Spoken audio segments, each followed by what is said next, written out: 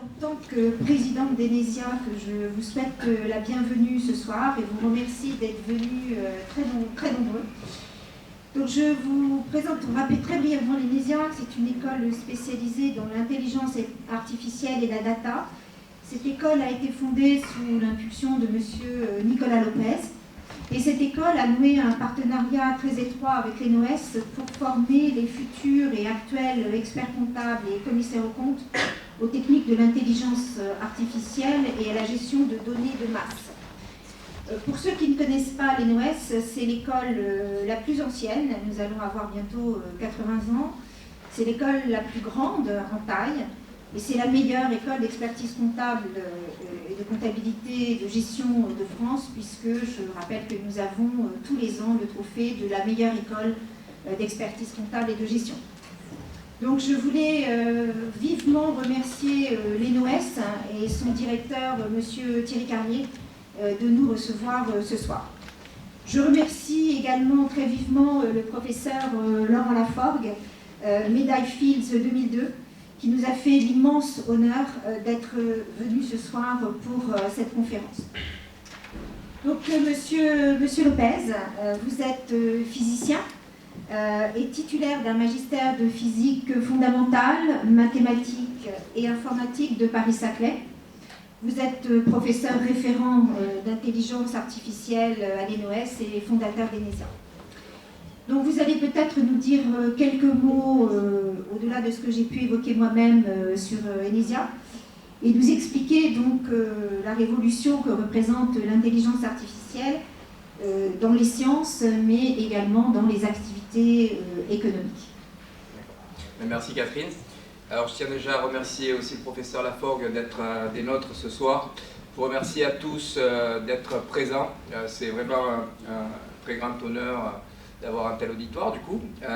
Donc l'Enesia, c'est une école qui a pour but de former à l'intelligence artificielle. En fait, on s'est rendu compte que énormément de secteurs sont bouleversés par l'intelligence artificielle et certains même vont être sûrement anéantis par l'intelligence artificielle. Donc l'idée, c'est de créer une école qui a une certaine honnêteté en disant que voilà, des secteurs comme l'audit, l'expertise comptable, la médecine, l'ingénierie, se doit d'avoir des connaissances en intelligence artificielle pour ne pas être sur le carreau d'ici quelques années. Donc l'objectif de notre école, c'est effectivement de former à l'intelligence artificielle dans des domaines d'expertise très poussés que sont notamment l'audit, l'expertise comptable dans le cadre du partenariat avec l'ENOS, mais également dans la médecine, l'ingénierie, la physique, etc. Donc voilà. Alors l'intelligence artificielle, je me suis permis très rapidement d'expliquer un petit peu ce que c'était. L'intelligence artificielle, c'est en fait le carrefour de plusieurs disciplines. Donc l'informatique, certes, donc autour de la programmation, génie logiciel, mais également donc des neurosciences, donc l'étude du système nerveux, les mécanismes cérébraux, donc en gros la compréhension du cerveau. La psychologie, orientée autour de la théorie des connaissances, donc de la perception. Qu'est-ce que c'est qu'une perception? Quel est le centre organisateur de tout ça, de la connaissance à partir de la perception, des sens, etc. La linguistique, alors la linguistique a vu plus d'un point de vue mathématique que d'un point de vue érudition ou étude des langues. Bien entendu des mathématiques et également de l'économie. Donc c'est tout cet ensemble de disciplines qui constitue aujourd'hui l'intelligence artificielle. Alors, bien que l'intelligence artificielle tourne autour de l'ensemble de ces disciplines, ce dont on se sert aujourd'hui d'un point de vue très concret, c'est surtout le machine learning. Donc le machine learning qui est ni plus ni moins, je vais simplifier les choses à l'extrême, mais avant que le professeur Laforgue démente ce que je vais dire maintenant, mais grosso modo, l'informatique qui inclut donc des données statistiques et du machine learning, c'est-à-dire que grosso modo, on essaye d'algorithmiser des théories statistiques, des méthodes statistiques et procéder à la programmation de ces méthodes statistiques vous donne des logiciels d'intelligence artificielle. Donc voilà un petit peu l'état de l'art aujourd'hui en machine learning, et c'est ce dont on s'en sert de manière concrète pour faire de l'apprentissage, de la prévision, etc. Alors, il y a deux corps aujourd'hui dont on se sert en intelligence artificielle, c'est le machine learning, donc ces fameuses statistiques passées sous programme, mais également donc, la théorie des réseaux de neurones. Alors, quand on parle de théorie des réseaux de neurones, on parle de deep learning, et ce n'est pas des réseaux de neurones au sens biologique du terme, pas des neurones d'un cerveau, mais des neurones artificiels qu'on appelle des perceptrons, et qui se veulent être un petit peu la théorisation des neurones biologiques. Alors on en est assez loin pour l'instant, mais l'idée c'est de rapprocher les deux points de vue.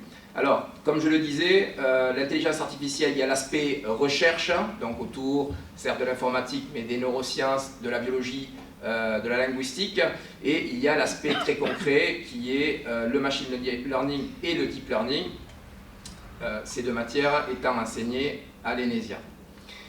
Donc, pour aller assez vite, l'intelligence artificielle aujourd'hui dans les différentes disciplines, c'est bien entendu la médecine. D'accord. Aujourd'hui, enfin, une des disciplines qui va être le plus impactée par l'intelligence artificielle, c'est la médecine. Donc, pour prévoir les cancers, donc vous avez sûrement entendu parler d'une intelligence artificielle qui a été développée par IBM et qui s'appelle Watson, qui a des taux de prévision et des taux de fiabilité qui sont inégalés. D'accord. Le traitement, donc par de l'intelligence artificielle, la prévention. Et vous le verrez, on travaille avec certaines de nos équipes ici dans la prévention de l'infarctus du myocarde et des AVC, la détection des plaques bêta-amyloïdes dans le cadre de la maladie d'Alzheimer, et également des opérations faites par robotique et qui sont traitées directement par une intelligence artificielle avec une petite supervision d'un médecin. Donc véritablement, l'intelligence artificielle intègre tous les domaines de la médecine, et il se trouve que je pense que dans certains secteurs, elle va complètement les révolutionner à tel point que les facultés vont devoir se mettre au parfum, donc en médecine. Certaines commencent déjà. Alors bien sûr l'ingénierie, il faut savoir que on travaille notamment à la fac d'Orsay, qui est devenue faculté de l'université de Saclay, donc sur la physique des plasmas nucléaires par exemple, dont certaines personnes à l'auditoire ici sont experts, donc travaillent sur la décomposition des plasmas en utilisant de l'intelligence artificielle, d'accord. Donc on travaille là-dessus aussi pour en faire des lasers, pour faire fabriquer des nouveaux verres, des verres ultra résistants. On l'utilise dans la science des matériaux et on l'utilise même maintenant aujourd'hui dans le béton, d'accord. Donc en faisant des matériaux intelligents, ils sont capables de s'adapter, par exemple, à des forces, à des contraintes d'origine diverses. Donc, voilà. La finance et l'actuariat, bien sûr. Donc, vous savez qu'en finance, particulièrement dans le trading haute fréquence, on travaille sur des intelligences artificielles qui sont capables de développer leur propre langage. Il y a même des robots qui échangent sur les réseaux et qui sont capables de donner des informations sans qu'un lecteur humain ne soit capable de le décrypter. Donc c'est vraiment un souci aussi d'un contrôle des marchés financiers directement par des robots qui sont quasiment autonomes. Et l'actuariat où effectivement on peut, grâce à de l'intelligence artificielle, savoir la solvabilité d'un client, du client d'une banque ou d'une compagnie d'assurance. Donc voilà, je vais assez vite, histoire de, si vous avez des questions, n'hésitez pas, mais c'est surtout pour faire un petit explicatif de ce qu'est l'état de l'art aujourd'hui. Le droit aujourd'hui est aussi impacté. Alors c'est assez étonnant parce que le droit est une discipline quand même qui est très littéraire et on pourrait se dire voilà, c'est très difficile de l'appliquer. Il faut savoir que des sociétés comme LexisNexis a développé des fonds qui sont quand même assez importants pour développer des intelligences artificielles appliquées au droit. Donc la défense par exemple, pour obtenir une défense optimisée en fonction d'un litige, et en magistrature pour soutenir les juges ou les procureurs dans les procédures.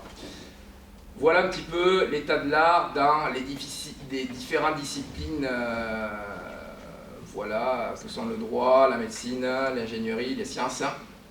Nous, ce qui nous intéresse dans notre partenariat avec l'ENOS, et c'est ce sur quoi on a décidé de travailler au départ, c'était l'intelligence artificielle dans l'audit et l'expertise comptable. Et on s'est aperçu que là aussi, à partir d'un ensemble de données, on pouvait structurer des tableaux de gestion, des bilans, des comptes, etc. à partir de données et développer des intelligences artificielles qui soient capables de traiter elles-mêmes l'information. Donc voilà, toujours avec un superviseur, parce que bon, n'importe quoi, elle peut dire n'importe quoi, il faut toujours quand même qu'il y ait un superviseur, un expert comptable, un commissaire aux comptes qui vérifie, mais ça permet justement de notamment détecter des fraudes, savoir ce qu'il y a d'important dans un bilan, dans un compte de résultat. Voilà, tableau de gestion, je ne suis pas comptable, d'accord, donc si je m'égare, ne m'en veuillez pas, mais voilà, on a des intelligences artificielles qui sont capables de structurer des programmes d'audit, d'expertise comptable et du commissariat aux comptes. Donc là, nous, on a fait une intelligence artificielle un petit peu pour se marrer comme ça dans la détection des fraudes. Donc voilà, il faut savoir que les fraudes représentent quand même apparemment 5% du chiffre d'affaires. Donc si derrière vous travaillez là-dessus, grâce à des IA, ça permet de gagner, d'éviter justement de perdre trop d'argent et également des gains de temps, pouvoir traiter beaucoup plus d'informations et accélérer justement cette détection de fraude. Donc voilà, les avantages sont énormes. Donc, dans le cadre par exemple de la comptabilité et de l'audit, c'est un travail en continu, c'est une grande rapidité, c'est une fiabilité incroyable parce que l'IA, si elle a le bon modèle, elle ne fait pas d'erreur, d'accord? Donc voilà, par contre le superviseur doit bien vérifier qu'il s'agit du bon modèle. Donc voilà un petit peu l'organisation de l'intelligence artificielle et de ce à quoi on peut l'appliquer. Alors nous les Nesia, on est certes une école qui a pour but d'enseigner l'intelligence artificielle et de l'enseigner à un niveau où on traite avec l'expertise d'autres disciplines. Donc les disciplines comme certes l'audit, l'expertise comptable, le commissariat aux comptes. Alors, on commence une collaboration notamment avec la CNCC, mais également donc, à la médecine ou à l'ingénierie. Donc on veut proposer des formations à des comptables, mais également à des médecins, à des ingénieurs, voire à des juristes. Donc voilà, ça c'est le premier but de l'ENESIA. Un deuxième but, c'est également de donner un sens de l'entrepreneuriat à nos étudiants, pour ceux qui le souhaitent.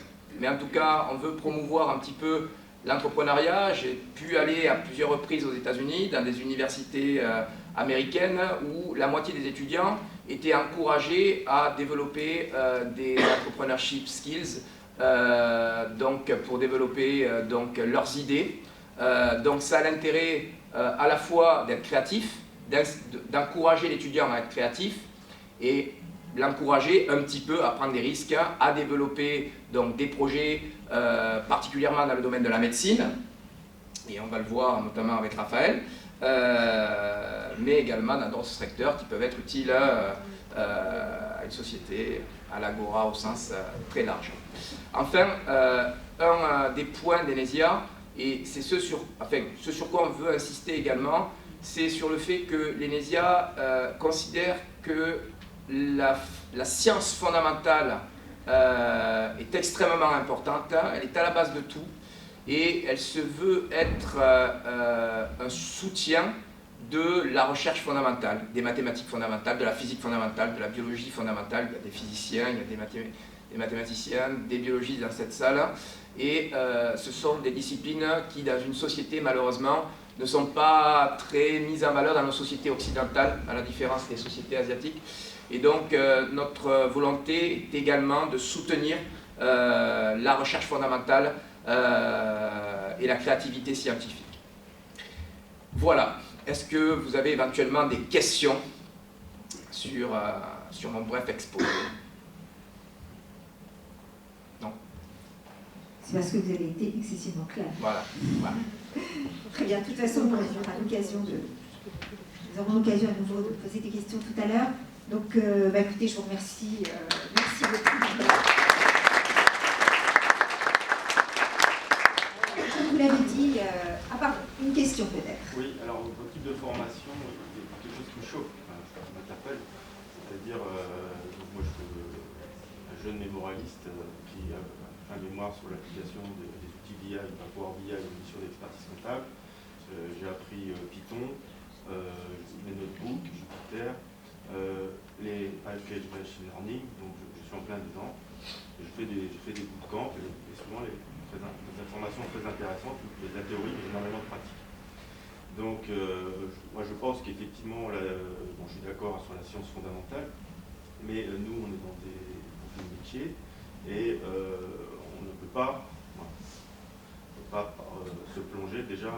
Moi j'ai côtoyé beaucoup de stagiaires qui bac plus 8, 36 000 matières à étudier, quand on leur présente tout ça, il y en a qui s'écroulent, ils se disent bon bah, franchement ça fait 8 ans qu'on étudie, et là on arrive, on nous dit punaise il faut se mettre à la science fondamentale. Après il y a beaucoup de jeunes, alors au bout de 8 ans d'études on est plus si jeunes, il y a beaucoup qui sont découragés. Et a raison dans cette approche-là. Par contre, c'est vrai qu'il y a des outils sous Python assez extraordinaires. Le machine learning, il y a data IQ, il y a des choses, même Power BI, maintenant c'est un module de machine learning. Il y a des choses assez simples. Python, c'est 10 lignes de script pour faire tourner un machine learning. C'est le VBA à côté beaucoup plus compliqué. Voilà.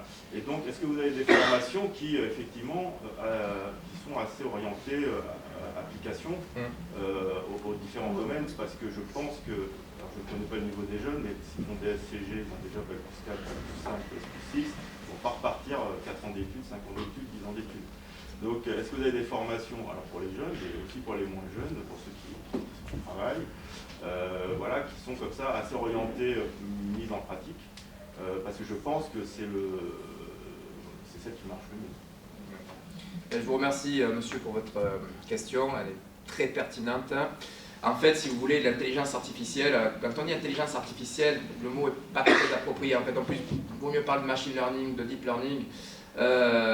C'est trop large, l'intelligence artificielle, parce que justement, ce que je disais tout à l'heure, c'est que ça inclut des sciences un peu plus fondamentales, comme les neurosciences ou la linguistique, par exemple. Et là, il est absolument hors de question pour un comptable d'apprendre ça, par exemple, ou pour un médecin ou un ingénieur. Si vous voulez, nous on voit l'intelligence artificielle, le deep learning, le machine learning comme l'Excel d'hier. C'est-à-dire qu'à une époque, on considérait que l'Excel c'était quelque chose d'extraordinairement compliqué, ou le VBA par exemple, et finalement tout le monde s'y est mis. Ce que l'on veut avec l'ENESIA, c'est justement démocratiser ça et de montrer que déjà d'une part, malheureusement, l'auditeur ne pourra pas se passer d'outils d'intelligence artificielle. C'est la marche inexorable du temps. Mais le bon côté, c'est que si vous ne faites pas de la recherche dedans, ou si vous ne voulez pas un niveau extrêmement pointu, en quelques semaines, vous pouvez effectivement avoir appris les principaux outils de machine learning et d'intelligence artificielle et de deep learning. Donc c'est vrai que de ce côté-là, c'est assez extraordinaire, parce qu'on peut faire des choses d'un niveau incroyable, en acquérant un relativement faible niveau de connaissance. Après, voilà, il y a plusieurs niveaux. Nous, on propose justement des formations pour tous ces niveaux. Donc voilà. Merci à vous. J'ai une autre question. Allez-y, je vous en prie. Moi, je viens du monde professionnel et on voit émerger tout un ensemble d'outils à la disposition des financiers, en particulier, d'autres populations à l'intérieur de l'entreprise, qui embarquent des éléments d'analyse poussés, qui ne relèvent pas encore de l'intelligence artificielle, mais on sent poindre cette évolution et cet accompagnement que ces outils vont pouvoir embarquer prochainement. Comment vous vous inscrivez dans cette évolution à terme qui mettra sur le marché un ensemble de logiciels, d'applicatifs qui embarqueront l'intelligence artificielle? Nous, on s'intègre justement au plus près de tout cela. Bon, pour l'instant, ce qu'on utilise, ce sont les outils Scikit-learn, TensorFlow par exemple, donc sur la gestion de données. Mais alors, il faut savoir que tout est dérivé de Python, hein, ce que disait monsieur, voilà, tout ce qu'on fait aujourd'hui, c'est du Python, voilà, et ce sont des stats, encore une fois, algorithmisées. C'est ni plus ni moins que ça. Après, vous pouvez leur donner tous les noms que vous voulez. Voilà, c'est des noms commerciaux qui sont commercialisés par des sociétés à but lucratif. Et voilà, mais c'est ni plus ni moins qu'au final, du Python qui programme donc des algorithmes statistiques. Donc nous, on est au plus près de ça et effectivement, on donne des formations autour de statistiques. Alors, à plusieurs niveaux, encore une fois, tout dépend de ce dont vous avez besoin. Mais on vous donne un niveau de statistique et de programmation appliqué à la statistique ou de statistique appliquée à la programmation en fonction de vos besoins. Mais l'idée, ça va être effectivement de correspondre à tous ces besoins et plus particulièrement à la gestion de données. Donc, tout à fait. Je ne sais pas si j'ai répondu à votre question. Oui. Écoutez, s'il n'y a plus de questions, je vous propose d'illustrer en fait les propos de M. Nicolas Lopez et donc d'écouter peut-être le témoignage d'un des étudiants d'Enesia, Raphaël Carrère. Merci Madame Garcia. Bonsoir à tous. Merci d'être là ce soir. Donc, je me présente, je m'appelle Raphaël Carrère, je suis un étudiant de l'école Enesia.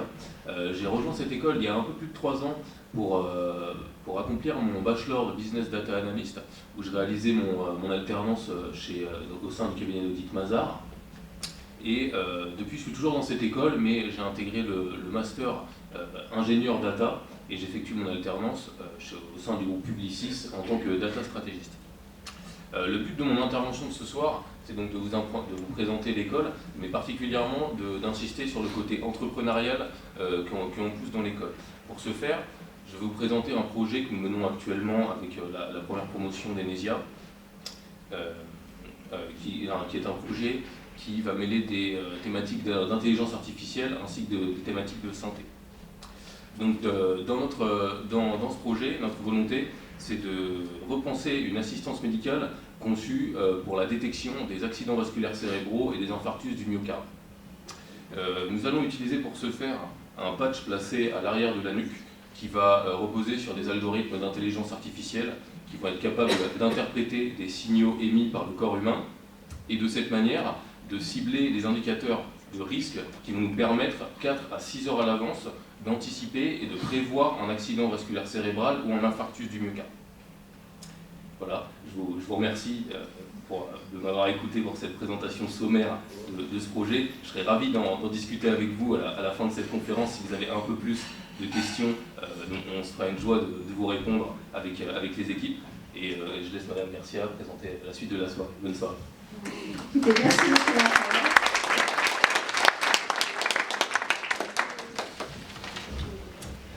Merci. Donc j'accueille donc maintenant le professeur Laurent Laforgue. Professeur, vous êtes mathématicien. Vous vous distinguez très tôt dans cette discipline puisque à 18 ans vous avez remporté le premier prix du concours général de mathématiques. Vous poursuivez ensuite tout naturellement vos études au lycée Louis le Grand et ensuite à l'école normale Sup de Paris où vous obtenez une agrégation de mathématiques. Après plusieurs années de recherche et une thèse, en 2000, vous êtes nommé directeur de recherche au CNRS et vous devenez professeur permanent à l'Institut des hautes études scientifiques. Donc vous êtes mondialement connu pour vos travaux et en 2002, vous recevez la très prestigieuse médaille Fields, que l'on dit encore beaucoup plus difficile qu'un prix Nobel. Vous êtes élu ensuite membre de l'Académie des sciences en 2003. Au cours de ces dernières années, vous avez collaboré avec les équipes de Huawei Technologies France et vous venez de les rejoindre depuis septembre dernier pour poursuivre vos travaux sur la théorie des topos de Grothendieck. Je vous remercie vraiment de votre présence ce soir et je vous laisse donc la parole pour nous expliquer comment on passe de la recherche à un monde dans une entreprise spécialisée dans les nouvelles technologies de l'information et de la communication. Professeur. Voilà, merci. Merci beaucoup pour cette présentation. Je vais essayer de Donc, en effet, comme vous venez de le dire, j'ai d'abord, et pendant très longtemps, été dans le monde académique, et jusqu'à récemment, je n'aurais pas imaginé de le quitter un jour. Et voilà, ça fait un peu moins de 3 mois que j'ai quitté le poste que j'occupais à l'Institut des hautes études scientifiques pour maintenant devenir chercheur dans une entreprise, donc en l'occurrence Huawei Technologies. Mais pour faire quoi? Pour faire la même chose qu'avant.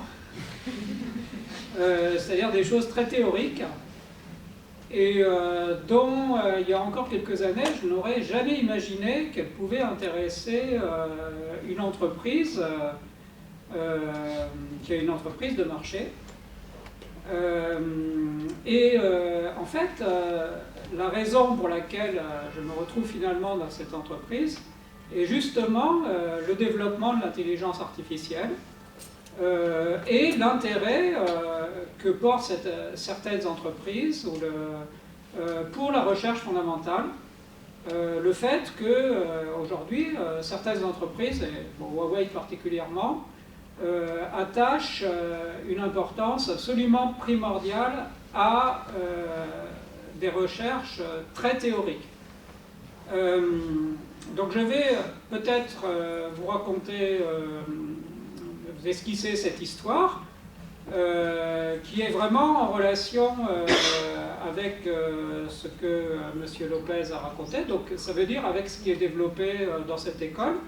Hein, je pense que je vais aussi faire quelques commentaires sur l'expression même d'intelligence artificielle, peut-être vous rassurer un peu, c'est-à-dire que vous n'allez pas être remplacé. Voilà.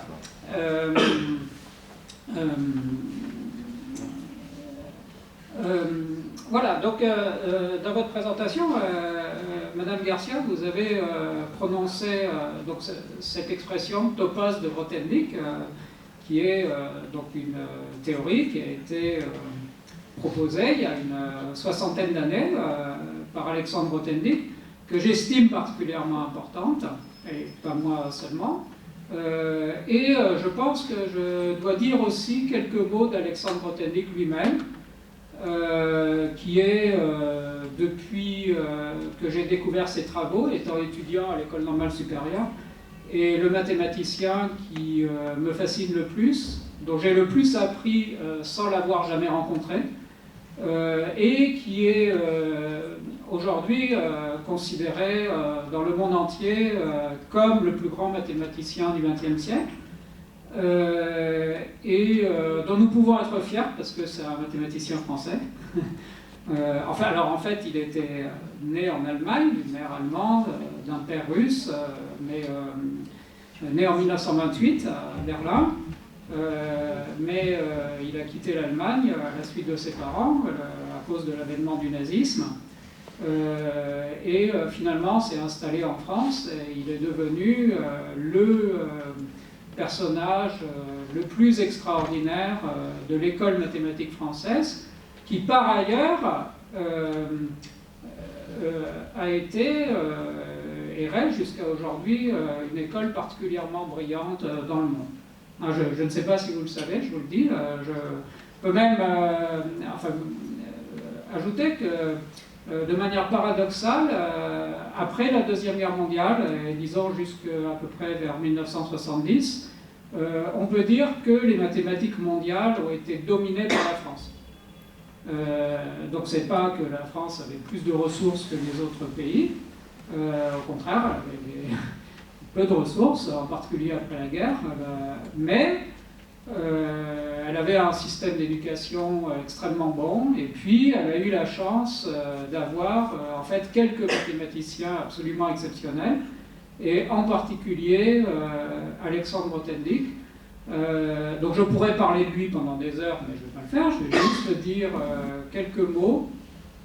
Par exemple, la chose suivante, qui est extrêmement importante, c'est que lui-même ne se définissait pas comme mathématicien.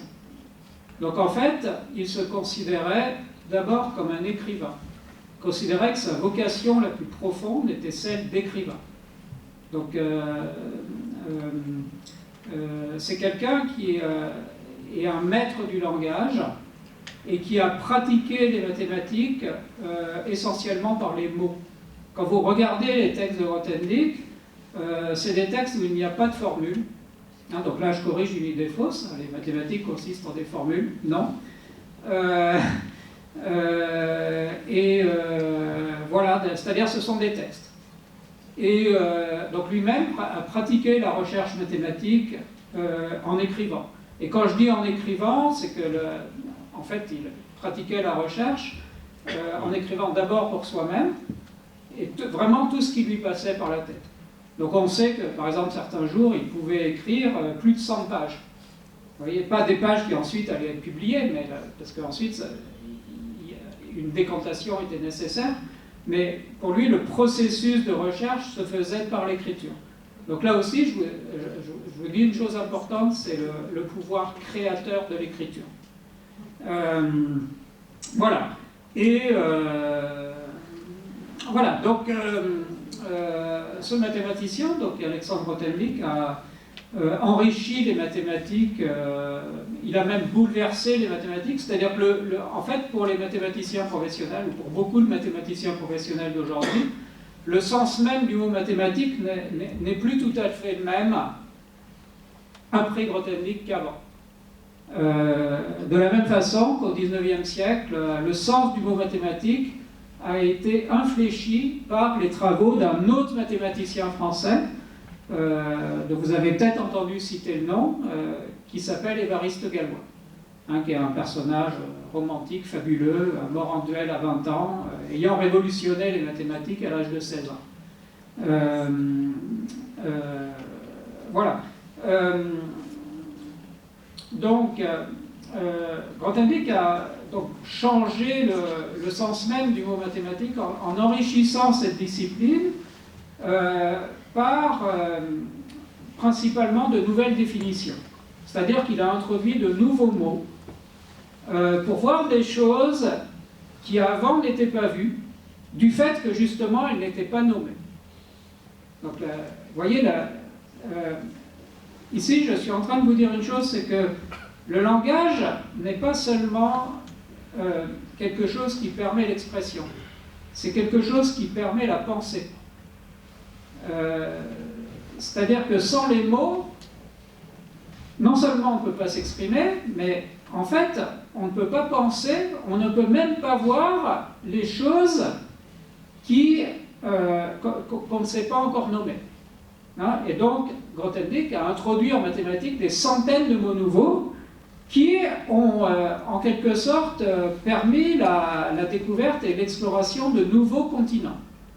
Donc parmi ces mots qu'il a introduits en mathématiques, il y en a, donc parmi ces concepts qu'il a introduits, il y en a en particulier un qu'il a appelé topos.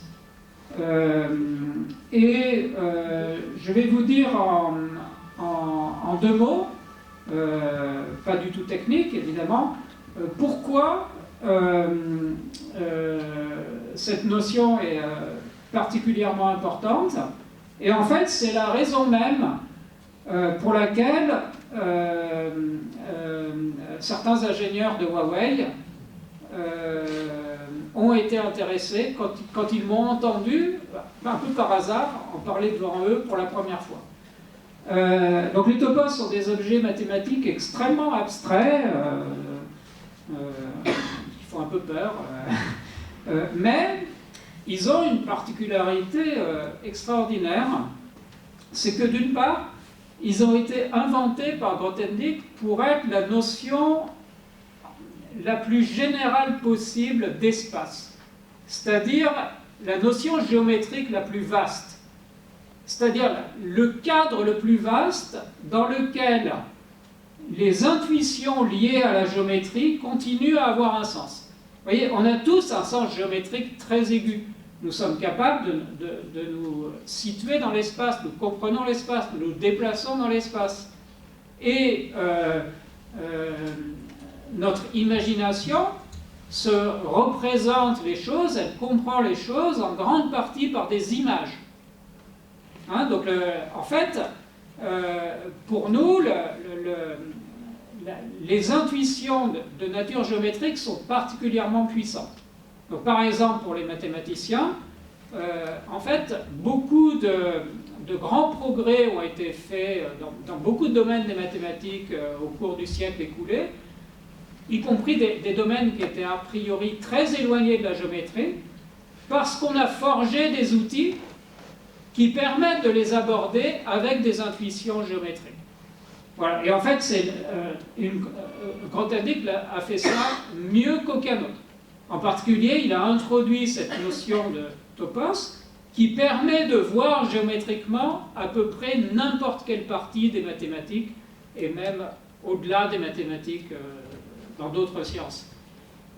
Voilà, donc ça veut dire la notion de la géométrique la plus large possible qui permet de comprendre géométriquement, d'aborder géométriquement, d'aborder avec les intuitions de la géométrie pratiquement tous les problèmes qu'on peut formuler en termes mathématiques. Donc ça, c'est la première raison pour laquelle cette notion est importante. Une autre raison absolument extraordinaire, qui en quelque sorte redouble le caractère génial de cette notion, c'est que ces mêmes objets, qui donc sont de nature géométrique, qui peuvent être présentés, construits, étudiés par les intuitions, les constructions de nature géométrique, donc ces mêmes objets peuvent aussi être présentés, compris, introduits naturellement de manière linguistique. C'est-à-dire, en mathématiques, il y a ce qu'on appelle des théories. Vous avez tous entendu ce mot-là. Donc, qu'est-ce qu'une théorie?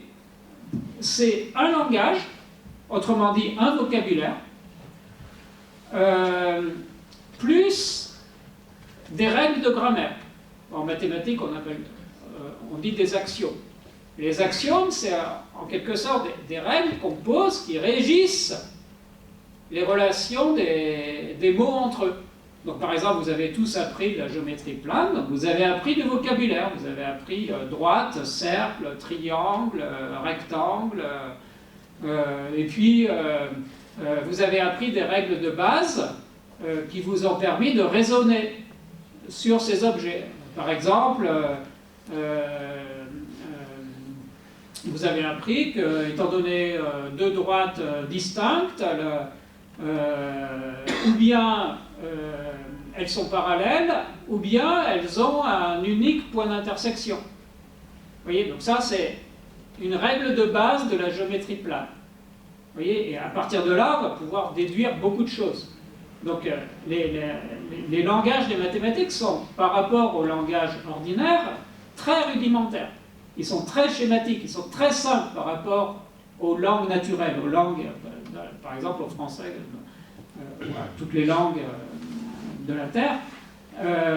Mais donc ce sont des langages simplifiés avec donc une liste explicite de vocabulaire et des règles explicites. Et il se trouve que chaque fois qu'on se donne un tel langage mathématique, eh bien, on peut lui associer un topos. Un topos, c'est en quelque sorte une bibliothèque imaginaire, qui est composée de tous les livres qu'il est possible d'écrire dans ce langage. Autrement dit, tout ce qu'il est possible d'exprimer à l'aide de ce langage s'incarne dans cet objet de nature géométrique qui s'appelle un topos. Et réciproquement, quand on se donne un topos, qui a priori est un objet géométrique, le plus général qu'on puisse concevoir, il est toujours possible de pouvoir l'associer à un langage mathématique, donc ce qu'on appelle une théorie. Donc ça veut dire que ces objets réalisent une interface entre, d'une part, les langages, au sens mathématique, et d'autre part, la géométrie. Et ça, donc, c'est extrêmement important, parce qu'en fait, ça fournit une modélisation mathématique de quelque chose qui est fondamental dans le fonctionnement de l'esprit humain. Dans le fonctionnement de notre esprit, qu'y a-t-il? Il y a du langage et des images. Et les deux interagissent constamment. Pour vous illustrer ça, un exemple que bon, qui me vient à l'esprit comme ça, qui est un exemple littéraire. C'est quand le jeune Guy de Maupassant apprenait à écrire, et en fait apprenait sous la direction de Flaubert. Et donc Flaubert lui donnait des exercices. Et par exemple, il l'amenait devant un arbre et il lui disait décrivez cet arbre. Donc qu'est-ce qu'il s'agissait de faire? Il s'agissait de donner une représentation par le langage d'une image qu'on avait dans les yeux. Pas facile, hein. Essayez de le faire, vous allez voir. Ça, c'est une chose que l'intelligence artificielle ne sait pas faire. Voilà. Et voilà, mais donc, cette notion de topos, donc, vous voyez, réalise une interface entre la géométrie et le langage. Et donc, c'est pour ça que depuis des années, je pense qu'elle est extrêmement importante. Or, il y a 4 ans et demi, j'ai reçu un jour une invitation de représentants de Huawei, justement, donc d'une entreprise de technologie, de matériel de télécommunication, pour aller faire un exposé dans un colloque sur les applications des mathématiques qu'ils organisaient. Donc, moi, je ne suis pas ce qu'on appelle un mathématicien appliqué. Un mathématicien qui se préoccupe de développer des théories qui ensuite vont, voilà, qui répondent à des problèmes précis. Donc, recevant cette invitation, j'ai pensé, moi, je ne pourrais pas raconter quelque chose d'intéressant pour eux. Donc, j'ai décliné l'invitation. Alors, ils ont insisté, j'ai décliné encore, ils ont re-insisté. Alors, bon, donc j'ai fini par céder à cette insistance. Mais j'étais bien embêté parce que je ne savais pas quoi raconter. Je me disais, les applications des mathématiques, c'est largement ce qu'on appelle l'analyse numérique. Je ne sais pas, résoudre des équations dérivées partielles. Voilà, enfin, voilà, j'avais une idée, en fait, assez réductrice des applications des mathématiques. Et moi-même, je n'étais pas du tout, je ne pouvais pas parler, par exemple, de cette chose qui s'appelle l'analyse numérique, à laquelle je croyais naïvement que se réduisaient les applications immédiates des mathématiques. Donc, en désespoir de cause, je me suis dit, bon, je ne peux pas raconter quelque chose d'intéressant pour eux, donc autant raconter quelque chose d'intéressant pour moi. Et j'ai décidé de parler de topos, puisque c'est le sujet qui m'intéressait le plus depuis environ une dizaine d'années. Mais bien sûr, j'ai voulu en parler d'une manière qui ne soit pas totalement incompréhensible, donc ça veut dire de manière non technique. Et en fait, je l'ai présenté comme une immense généralisation d'une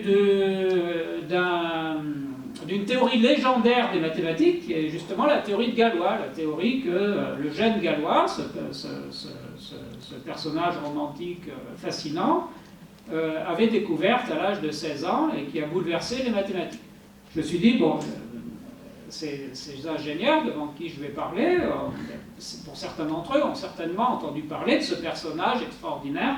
Donc je vais mettre ça en relation avec Galois, ce qui d'ailleurs était tout à fait sensé sur le plan mathématique.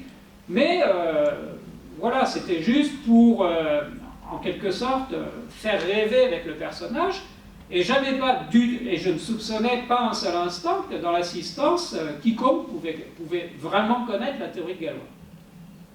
Or, en fait, à ma totale surprise, des ingénieurs de Huawei présents dans l'assistance ont accroché à ce que je racontais. Particulièrement un qui en fait était à l'origine un ingénieur électrique et qui avait travaillé pendant longtemps sur les réseaux de télécommunications et depuis quelques années sur l'intelligence artificielle.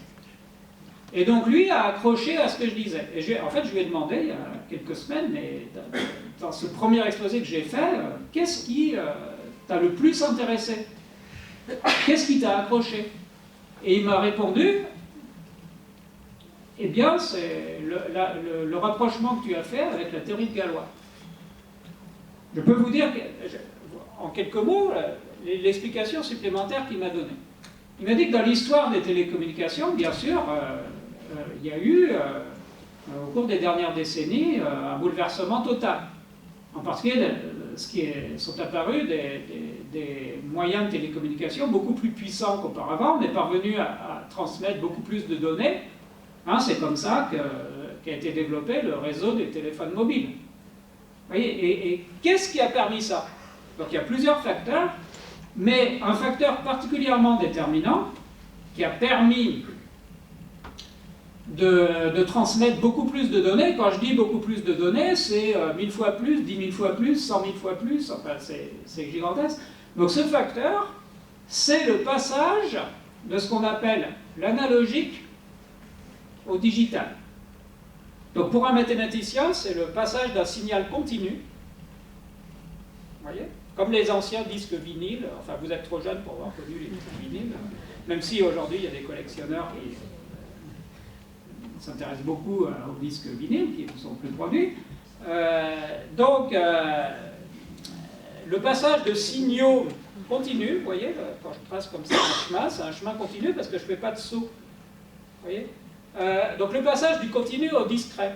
Le discret, c'est quand vous avez juste des points. Alors vous dites, mais avec le continu, on peut faire passer beaucoup plus d'informations qu'avec le discret.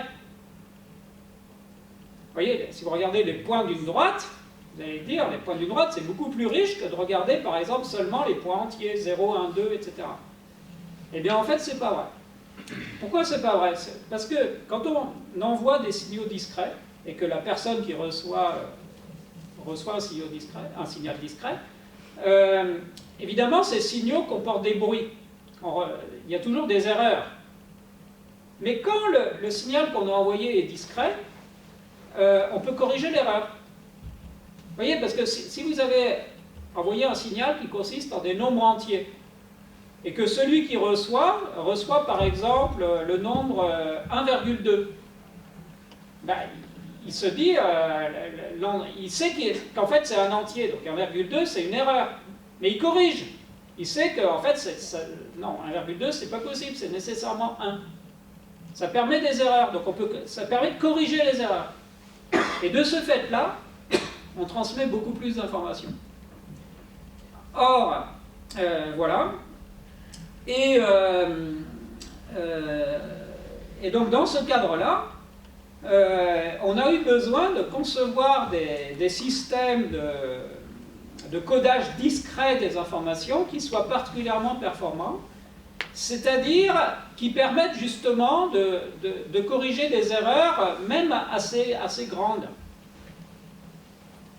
Et pour ça, il faut avoir donc des systèmes de points discrets qui soient suffisamment riches pour qu'on puisse mettre beaucoup d'informations dedans, mais il faut que ces points soient suffisamment distants les uns des autres pour qu'on les distingue facilement.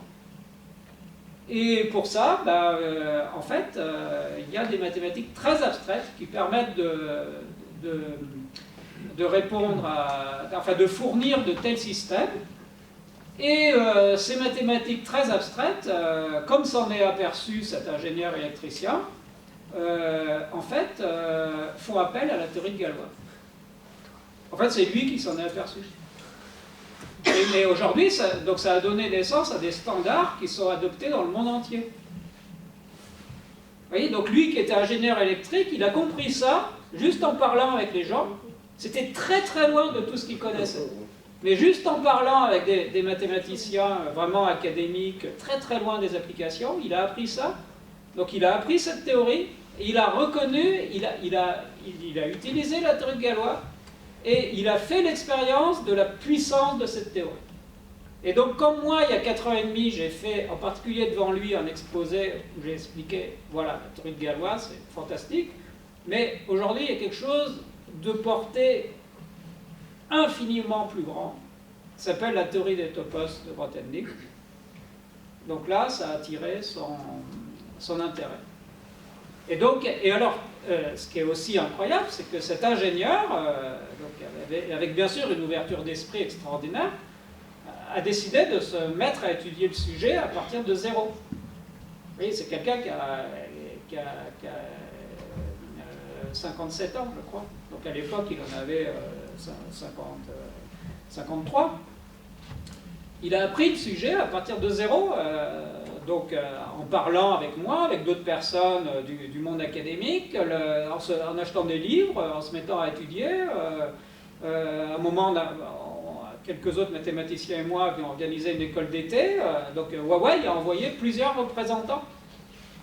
Et lui a rapidement décidé, il a convaincu la direction de Huawei de recruter un premier mathématicien, donc qui venait de prendre sa retraite, pour les aider à travailler avec cette théorie, les topos de Grothendieck. Et puis les échanges se sont poursuivis. Il se trouve que Huawei a donné très généreusement à l'institut où j'étais professeur, l'Institut des hautes études scientifiques, ils soutiennent beaucoup le monde académique. Mais moi, je leur disais, vous savez, bon, vous êtes très généreux, merci beaucoup, mais en fait, c'est tellement intéressant de parler avec vous que même si vous ne donniez rien, je continuerai, parce que simplement, il y avait un vrai intérêt. Et même, je dirais, quelque chose que j'aurais jamais imaginé auparavant, c'est que, vous voyez, cette théorie des topos de Grothendieck, en fait, depuis 60 ans, a été assez négligée par le monde académique. Grothendieck lui-même s'en était beaucoup plaint. Il l'a écrit explicitement, il a écrit beaucoup de pages là-dessus, critiquant très durement le monde académique pour, justement, ne pas accorder à cette théorie l'importance qu'elle méritait. Et là, avec des ingénieurs, eux ont accroché immédiatement. Donc vous voyez, ils en ont entendu parler pour la première fois il y a 4 ans et demi, et maintenant, ils ont recruté, donc à un moment, les échanges sont devenus tellement intéressants, je leur ai dit, écoutez, si ça vous intéresse, moi je suis prêt à partir chez vous. Et parce que, en quelque sorte, j'avais l'impression d'être mieux écouté, et surtout au niveau, c'est-à-dire, non seulement il y avait l'intérêt de ces ingénieurs, mais il y avait aussi le soutien institutionnel.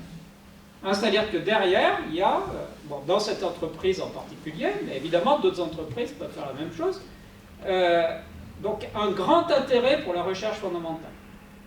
Donc, c'est-à-dire, ces gens pensent que, voilà, donc ils ont une activité commerciale. Donc c'est une entreprise d'abord de matériel de télécommunication, de téléphone, enfin de tout ce qui a rapport d'une manière ou d'une autre avec les télécommunications et l'information. Et ils essaient de faire tout ça de manière intégrée, c'est-à-dire c'est pas seulement une ligne de produits, c'est des produits très diversifiés. Et leur logique d'entreprise, c'est de dire, pour développer ces produits, on a besoin de développer toute une série de technologies différentes. Mais les technologies sont transversales par rapport aux produits. C'est-à-dire chaque produit va faire appel à beaucoup de technologies différentes, et chaque technologie va servir à beaucoup de produits différents. Mais ensuite, il y a un troisième étage, qui est que pour développer ces technologies, on a besoin de modélisation mathématique. Et donc, eux, en fait, s'intéressent énormément en mathématiques et sont prêts à investir beaucoup dans les mathématiques. Quand je dis beaucoup, c'est des millions et des millions. Parce que, voilà, ils se disent, pour développer nos technologies, on a besoin de nouvelles théories mathématiques et on ne va pas les attendre seulement du milieu académique, on est prêt à y contribuer nous-mêmes.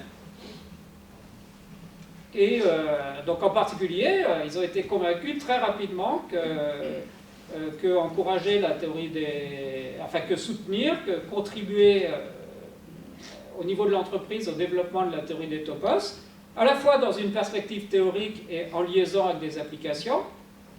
Donc c'est en direction de l'intelligence artificielle, particulièrement les réseaux de neurones dont vous avez parlé. Tout ceci a un sens. Donc voilà, donc je vous en parle parce que je pense que, voilà, un jour, donc tous, vous êtes destinés à travailler dans des entreprises. Donc voilà, vous allez être dans ce monde-là.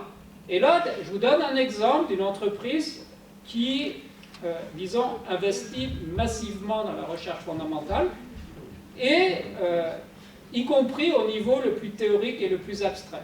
Et en se disant, évidemment, c'est pas pour demain, mais, c'est-à-dire, eux, ils ont plusieurs... ils réfléchissent à court terme, à moyen terme, à long terme. Et quand je dis long terme, c'est qu'ils réfléchissent à ce qui pourrait devenir intéressant pour eux dans 10 ans ou dans 20 ans. Et donc dans ce cadre-là, vous voyez, bon, Huawei c'est une entreprise chinoise évidemment, bon, qui a des employés dans le monde entier, hein, mais ils sont particulièrement implantés en France. Et une chose que je vous dis aussi, c'est que en fait, ils valorisent énormément les mathématiques françaises. Vous voyez, dans le centre de recherche où je suis, à Boulogne, il y a par exemple des salles de réunion. Et ces salles de réunion, chacune a un nom. Donc par exemple, celle qui est en face de mon bureau s'appelle la salle Gallois. Juste derrière, il y a la salle Laplace. Et celle d'après, c'est la salle Cauchy. Et puis à l'étage en dessous, vous avez la salle Schwartz. Donc Schwartz, c'est Laurent Schwartz, donc en mathématicien français du XXe siècle, et la salle Henri Poincaré. Uniquement des noms de très très grands mathématiciens français. Et en plus de ça, en plus de ce centre de recherche, ils ont créé, ça a ouvert l'an dernier à Paris, un centre qui est vraiment destiné aux mathématiques et destiné à accueillir des représentants du monde académique. Donc ce centre s'appelle le Centre Lagrange. C'est totalement ouvert, c'est-à-dire, vous voyez, pour toutes ces recherches théoriques, non seulement ils les soutiennent, ils y contribuent, mais en plus, ensuite, le résultat des recherches est public.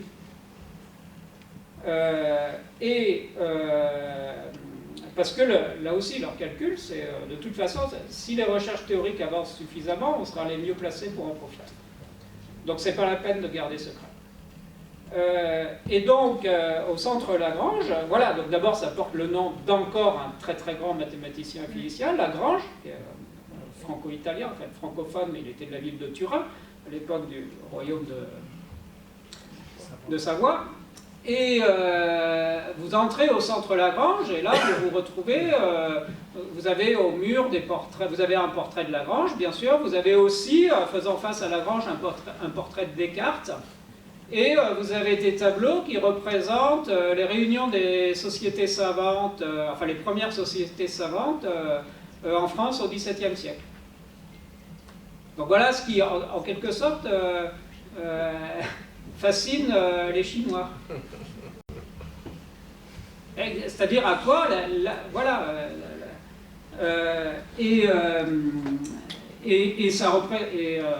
donc cet institut, ce centre Lagrange représente un investissement. C'est dans un immeuble, donc dans le 7e arrondissement, rue de Grenelle, un hôtel particulier extraordinaire. C'est un investissement. Bon, le chiffre que j'ai entendu, c'est de l'ordre de 100 millions d'euros, pour vous dire. Et c'est quelque chose que Huawei a créé et qu'en fait, ils ont l'intention de transformer en fondation. C'est-à-dire ça va devenir indépendant d'eux. Et donc, ils font cet investissement parce qu'ils considèrent que les mathématiques sont très, très importantes. Voilà. Donc, voilà, je vous dis ça parce que, voilà, ça peut... Enfin, en fait, je pense que, voyez, voyez à quel point ils valorisent les mathématiques françaises. Et aussi l'histoire de France. Hein. Encore une fois, dans ce centre Lagrange, bon, Lagrange, c'est un mathématicien autour des années 1800, c'est un contemporain de Napoléon. Et là, vous rentrez à l'intérieur, voilà, les souvenirs qui sont... Enfin, ce qui est évoqué, c'est la France du XVIIe siècle. Voilà. Sinon, bon, la dernière chose que je voulais dire, puisque voilà, maintenant je suis chez Huawei, donc je continue à faire la même chose qu'avant, c'est-à-dire le développement théorique de la théorie des topos, avec d'autres, à la fois des gens à l'intérieur de Huawei, il y a aussi des gens du monde académique, hein, donc Huawei, voilà, des gens qui restent dans le monde académique, et qui ont un soutien de Huawei pour leurs travaux, et aussi pour former des jeunes. Hein, parce que pour eux, c'est très très important qu'il y ait en quelque sorte des jeunes qui apprennent à travailler avec les topos. C'est un sujet vraiment difficile, donc voilà, il faut des jeunes, par exemple, qui préparent des thèses, voilà. Mais donc chez Huawei, évidemment, j'entends parler d'intelligence artificielle tout le temps. Et donc là, je vais juste vous dire quelque chose de plus, enfin qui complète ce qu'a dit M. Lopez. d'abord, ce qu'on appelle intelligence artificielle aujourd'hui, comme vous l'avez dit, c'est essentiellement des statistiques. C'est-à-dire c'est du traitement de statistiques. Donc on utilise la capacité qu'ont les ordinateurs, évidemment, capacité de calcul gigantesque, appliquée à des données gigantesques. Voilà. Et donc, c'est-à-dire, en fait, les algorithmes utilisés sont des algorithmes qui ne sont pas très compliqués, mais voilà, avec une puissance de calcul extraordinaire. Et alors, en fait, ce qu'on appelle l'intelligence artificielle, c'est une sorte de mutualisation d'un savoir d'origine humaine. C'est-à-dire, par exemple, quelque chose qui marche très bien, dont vous pouvez faire l'expérience, dont vous avez certainement fait l'expérience, enfin, ce sont les systèmes de traduction automatique. Donc aujourd'hui, ça marche vraiment bien. Voilà, c'est étonnant, on n'aurait pas entendu ça il y a 20 ans. Mais comment ça marche? Ça marche parce que on donne aux machines, en quelque sorte, des millions de traductions. Traductions faites par des personnes. Et donc les machines, quand on leur donne un texte, elles essaient de trouver la plus grande proximité possible entre ce texte et ce qu'elles ont déjà en mémoire. Donc, grosso modo, bon, je schématise, hein, mais en fait c'est ça. C'est-à-dire, c'est pas que derrière, il y a une compréhension de la langue. En fait, il faut se rendre compte que, par exemple, la manière dont sont organisés aujourd'hui ces systèmes, c'est un peu une défaite de la linguistique. C'est-à-dire que les théories des linguistes, les théories de compréhension de la langue n'apparaissent quasiment pas dans ces systèmes. Voilà, on met de l'expérience humaine, l'expérience de traduction, et les mathématiques, et les ordinateurs, enfin les réseaux de neurones, extrapolent à partir de ça. De même, par exemple, pour l'expertise médicale, c'est également, voilà, vous mutualisez, vous faites des statistiques sur sur des quantités gigantesques de données que vous recueillez. Et à partir de là, voilà, évidemment, l'ordinateur, il a en quelque sorte, en termes c'est-à-dire il a en mémoire des quantités de diagnostics beaucoup plus grandes que n'importe quel être humain. Donc il extrapole à partir de ça. Mais chaque fois, vous voyez, c'est des choses spécifiques. Donc là, ça, c'est une différence totale avec l'intelligence humaine. Nous, notre intelligence, elle est multitâche. Hein. On est capable de faire à peu près n'importe quoi. On s'adapte, on apprend. On n'est pas des intelligences spécifiques. Vous voyez, contrairement à ces systèmes. Il y a d'autre part des choses qui, aujourd'hui, sont complètement hors d'atteinte de ce qu'on appelle l'intelligence artificielle. Donc, je vous donne un exemple. Résumer un texte. Vous voyez, traduire, ça va. Parce qu'il y a en mémoire suffisamment de traduction. Mais vous donnez un texte, je vous donne un texte, je vous demande de le résumer, par exemple, à 1/5 de sa longueur. Donc, qu'est-ce qu'il s'agit de faire? Il s'agit de déterminer ce qui est important. Et ça, les systèmes ne savent absolument pas faire. De même, alors, une chose qu'ils ont appris à faire, la reconnaissance d'images. Par exemple, ils savent, maintenant, on a des systèmes qui, si on leur donne une photo, ils sont capables de dire si sur cette photo il y a un chat ou il n'y a pas de chat. Mais comment ils font? Ils font parce qu'on leur a donné des millions d'images en disant pour chacune s'il y a un chat ou pas un chat sur cette image. Mais l'intelligence humaine, c'est pas du tout ça. Hein. Un petit enfant, vous lui montrez un chat et après il est capable de reconnaître tous les autres. Donc là, il y a quelque chose, vous voyez, qu'on ne comprend pas du tout. Ou alors, je vous donne encore un autre exemple, mais que vous connaissez peut-être parce que ça a été dans la presse. S'agissant de conduite automatique. Donc, on a des systèmes qui aujourd'hui marchent assez bien, mais qui quand même font des erreurs grossières. Donc, par exemple, c'est arrivé plusieurs fois qu'une voiture Tesla s'arrête brutalement parce qu'elle pensait qu'il y avait un feu. En fait, c'était juste la Lune. Vous voyez, alors que nous, on ne ferait pas ce genre d'erreur. On en fait d'autres, mais on ne fait pas celle-là. Ou de même, je crois qu'à Taïwan, il y a eu un accident parce que, à un moment, sur l'autoroute, il y a un car qui s'est renversé. Et donc le système n'a pas été capable de reconnaître le quart, parce que lui, là, il voyait le quart, il avait appris à reconnaître le quart sous un certain angle. Mais un quart renversé, il n'a pas fait le rapprochement. Vous voyez, donc c'est dire qu'on est très très loin, en fait, mais c'est un sujet passionnant. Et c'est vrai qu'aujourd'hui,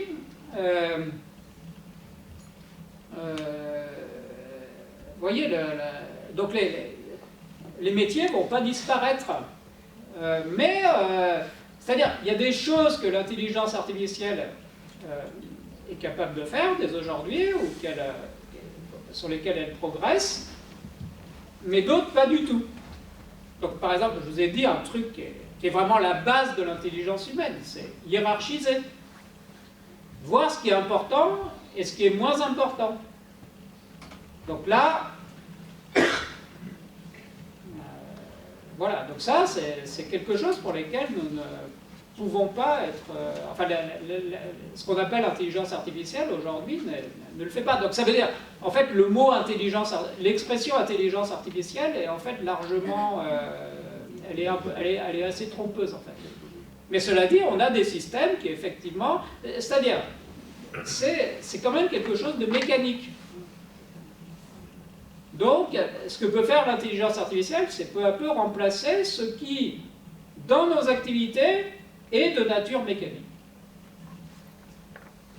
Mais pas le reste. Voilà. Donc il y a encore de la place pour nous. Et par exemple, enfin si je peux terminer là-dessus, bon, évidemment tout ça fait appel à des... Voilà, vous voyez, moi j'ai été recruté comme mathématicien, je fais des mathématiques, donc je vous ai parlé de l'importance des mathématiques, en particulier telle qu'elle est reconnue par cette entreprise, aussi par d'autres.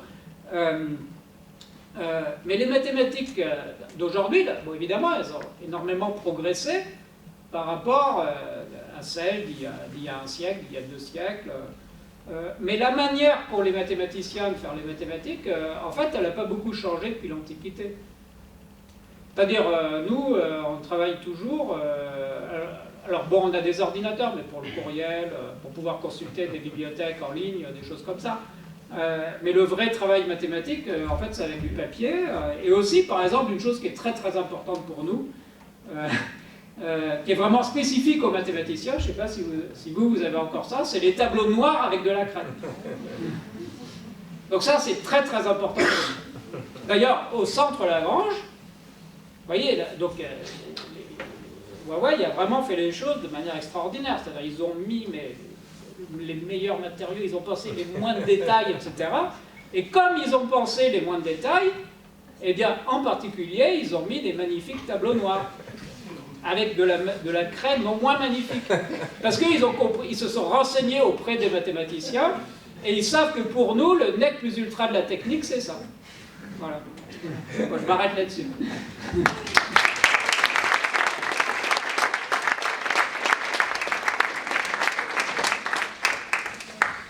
Il y avait une question. Oui, j'avais une question justement dans ce que vous avez présenté, et un espoir.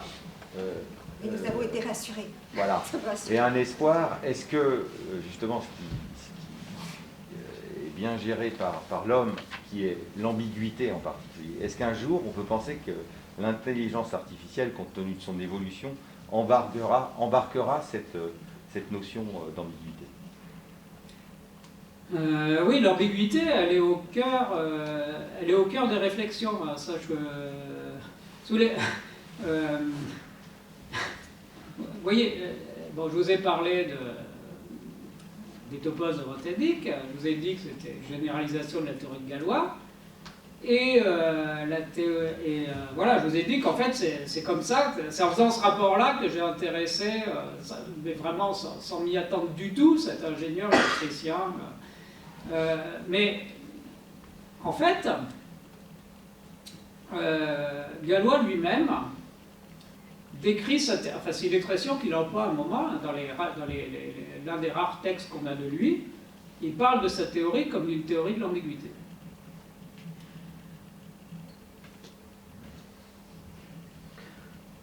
Voilà. Voilà, et vous pouvez aussi voir la théorie des topos de cette manière-là. Donc, non, la question de l'ambiguïté est vraiment au cœur à la fois au cœur des mathématiques et au cœur de l'intelligence artificielle. Ouais. Il y a d'autres questions? Vous avez une question, monsieur? Oui, parce que il y a un nerf de la guerre, c'est la donnée. Oui. Moi, je connais qu'il y a des licornes, notamment françaises, qui sont parfois pas très connues, et qui ont un business parce qu'ils ont accumulé des données phénoménales dans certains secteurs d'activité. Ouais. Parce qu'il faudra retourner les modèles, il faut des données massives. Oui, bien sûr. Et des problèmes RGPD, des problèmes d'anonymisation, des problèmes de la santé. Voilà. Et donc, voilà. Mais vous, en tant que scientifique, vous n'avez pas ces problèmes. Parce que vous avez accès à des... Quand vous faites... Alors, vous êtes dans la théorie. Oui. Plus, mais disons, pour nous,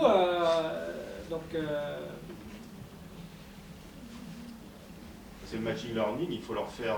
oui. Il faut les faire tourner. Mais disons, l'un des objectifs, mais un objectif théorique, ça serait justement de concevoir des systèmes qui, en quelque sorte, demandent moins de données. J'ai déjà découvert le Je vous ai dit tout à l'heure, vous voulez une machine, pour qu'elle apprenne à reconnaître un chat, il faut lui donner des millions d'images. Un enfant, vous lui montrez un chat une fois, ça y est. Donc il n'a pas besoin de beaucoup de données pour comprendre. Mais pourquoi? Comment? Donc là, ça c'est une question extrêmement intéressante, extrêmement difficile. En fait, ça veut dire que nous ne nous comprenons pas nous-mêmes. J'avais une question très terre à terre. Et si on n'aime pas les mathématiques, qu'est-ce qu'on peut faire de l'intelligence artificielle au moins, on peut l'utiliser.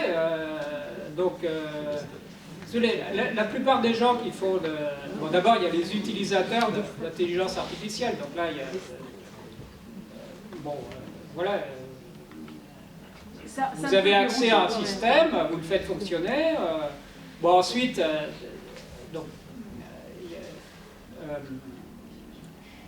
par exemple, pour des entreprises qui fournissent des services d'intelligence artificielle. Donc là, c'est, disons, en réponse à un problème concret, c'est principalement des informaticiens. Vous voyez, donc c'est pas pour la plupart, ça ne va pas être des théoriciens. Donc il y a différents niveaux. Et on a besoin de tout le monde. Je ne suis pas du tout en train de vous dire qu'on va vers un monde où il n'y aura plus que des mathématiciens. Non, on a besoin d'absolument tout le monde. Je vous ai dit aussi que vous voyez, j'ai commencé en parlant de Grothendieck et en disant que lui-même se concevait d'abord comme un écrivain. Donc là, je vous dis quelque chose de très très important, c'est-à-dire la maîtrise du langage est plus importante que jamais, la maîtrise de la langue, de notre propre langue. Et aujourd'hui, d'ailleurs, c'est quelque chose qui malheureusement a été beaucoup malmené. Je suis très critique de l'évolution du système éducatif, et en fait d'abord pour ça. Alors que cette maîtrise du langage, elle est absolument primordiale et fondamentale. Donc on parlera tous anglais ou chinois au final alors? Pardon? On parlera tous anglais ou chinois alors? Non, vous voyez,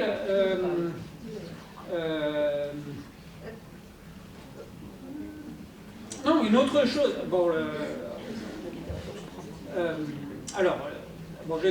Là, vous voyez, je viens de vous parler de l'importance de la langue. Et du fait que, donc, par exemple, le plus grand mathématicien du XXe siècle, en fait, n'est pas un mathématicien. C'est un écrivain qui a fait des mathématiques.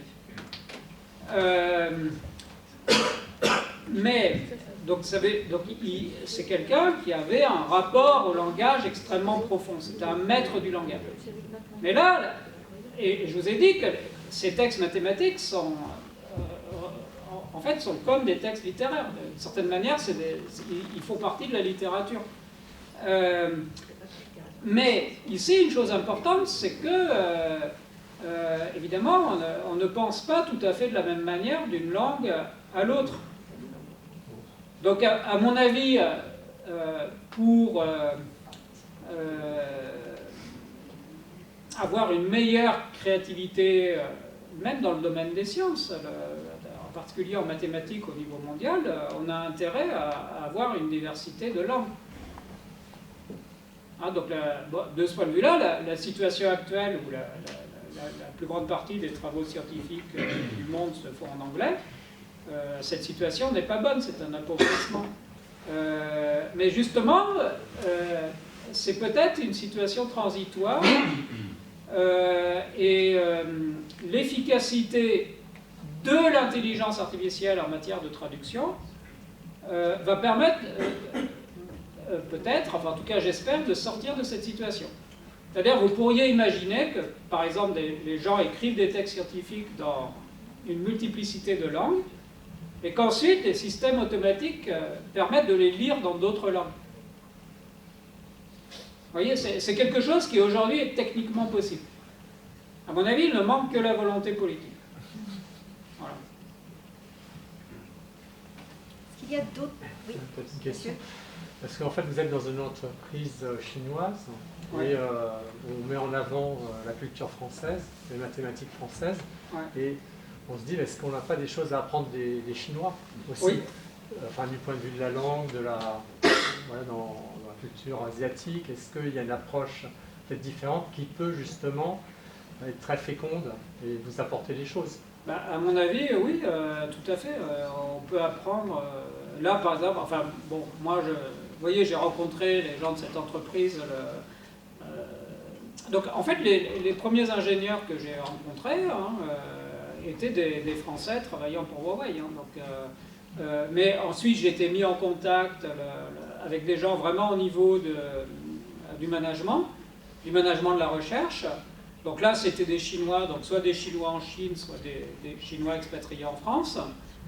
Et je dois dire que je trouve que la manière dont cette entreprise est dirigée est extrêmement intelligente. Et là, à mon avis, on a vraiment à apprendre. C'est-à-dire le simple fait, par exemple, d'avoir une réflexion... ils ont une réflexion stratégique. C'est-à-dire ils se demandent, ils se placent à différentes échelles de temps. Ils se demandent qu'est-ce qu'on doit faire. Qu'est-ce qui est susceptible d'être le plus intéressant pour nous dans quelques années, dans 5 ans, dans 10 ans, dans 20 ans. Ils se posent la question. Et voilà, il y a aussi un certain... je vous ai dit, par exemple, une autre chose qui est frappante, c'est que les défis ne leur font pas peur. Et ils ont confiance en eux. Donc, par exemple,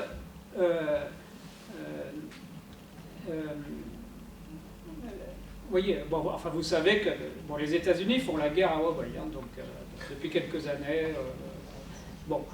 Donc ils ont interdit de vendre un certain nombre de technologies américaines liées aux États-Unis à Huawei, etc. Bon, à mon avis, la véritable raison, c'est que Huawei est en train de les dépasser. Donc ils sont en train d'essayer de tout faire pour les empêcher de... Voilà. Bon, à mon avis, ils n'y arriveront pas, d'ailleurs. Non, mais alors, voilà, il y a cette situation-là. Mais je peux vous dire comment est-ce que les responsables de Huawei, jusqu'au plus haut niveau, voient la guerre que leur font les États-Unis. Eh bien, c'est très simple. À court terme, c'est gênant. À long terme, c'est formidable. Parce que ça nous oblige à faire nous-mêmes ce qu'on était habitué à laisser faire par d'autres. Donc maintenant, là, on est dans une situation de crise, mais dans quelques années, on sera plus fort. Vous voyez, une mentalité de battant. Long terme, il y a aussi le fait, c'est une entreprise qui n'est pas cotée en bourse, qui est la propriété de ses employés chinois, parce que le droit chinois permet. Donc nous, c'est-à-dire les autres employés étrangers sont intéressés à la marge de l'entreprise d'une autre manière, mais le capital appartient aux employés de l'entreprise en Chine. Et donc, ils ne dépendent pas des cours de la bourse. Donc, ils peuvent très bien accepter, par exemple, d'avoir telle ou telle branche d'activité qui va être déficitaire pendant 10 ans, s'ils se disent que dans 10 ans, ça deviendra très profitable. Donc, enfin, je répète juste ce qu'ils m'ont dit eux-mêmes, hein, c'est-à-dire on peut penser à long terme parce qu'on n'est pas coté à la bourse. Voilà, et puis... donc ils ont confiance en eux. Donc par exemple, jusqu'au point de dire, vous voyez, les recherches fondamentales, ils se moquent complètement qu'on les publie. Au contraire, ils trouvent ça bien. Et parce qu'ils se disent, de toute façon, on sera les mieux placés pour en profiter. Donc vous voyez le degré de confiance. Hein.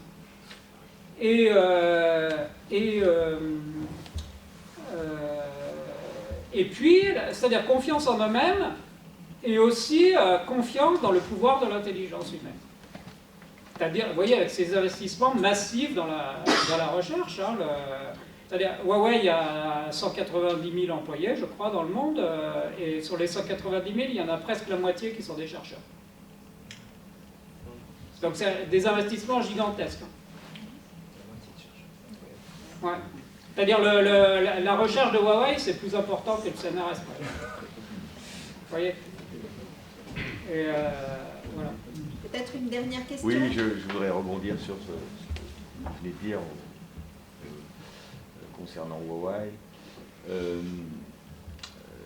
Ils ont donc, ils sont aussi dans une situation où ils peuvent se permettre d'investir autant parce qu'ils ont une réussite commerciale et technologique qui les a placés largement devant les concurrents. Alors la question qu'on peut se poser... Mais c'est pas tombé du ciel, hein, c'est aussi le résultat d'investissements qu'ils ont déjà fait et qui augmentent constamment.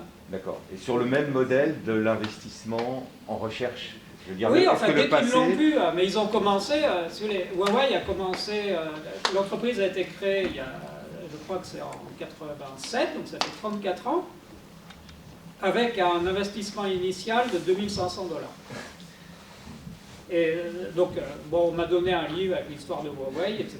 Et au début, c'était quelques personnes dans un hangar, mais qui travaillaient à la chinoise. Donc ça veut dire, en fait, les premiers, en fait, ils vivaient sur place. C'est-à-dire, ils avaient leur matelas et ils dormaient dans un coin de la pièce. Et puis, c'était, je sais pas, 16 heures de travail par jour. Vous voyez ? Alors maintenant, ils sont tous devenus très riches, hein, les premiers, parce que c'est les principaux propriétaires de l'entreprise. Mais voilà, donc à l'époque, ils n'avaient aucune connaissance. Enfin, le fondateur était un ingénieur, lui-même un ingénieur électrique. Bon, mais enfin, c'était pas du tout il n'était pas du tout le plus avancé au monde. Hein. Donc peu à peu, ils ont créé évidemment. D'abord, ils ont vendu des sous-licences, puis en fait, ils ont cherché très vite à avoir leurs propres brevets, leurs propres appareils, mais d'abord, c'était pas d'un niveau c'était pas l'entreprise la plus technologique au monde. Mais dès qu'ils l'ont pu, c'est-à-dire à chaque stade, ils ont choisi d'investir dans la recherche le plus possible compte tenu de leurs moyens. Les moyens sans cesse croissants. Très bien. Bien écoutez, je pense qu'il nous reste...